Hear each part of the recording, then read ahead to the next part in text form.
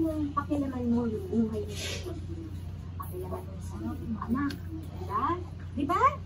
Tama. Ganun. Eh, palo. Pasensya na ha. Pabili nga akong suka, yung matapang. Yung napakatapang na suka. Pero ba dyan yung mukha makapal? Wala. Yung makapal. Yung tatlong makapal. O, tatuin mo na. Para talagang maasin.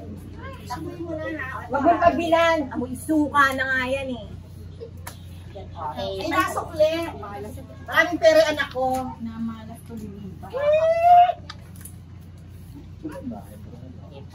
Lalaro kami dito. May ito ang eksena. Mika, tanggalin mo. Ito, suka. Gusto nyo?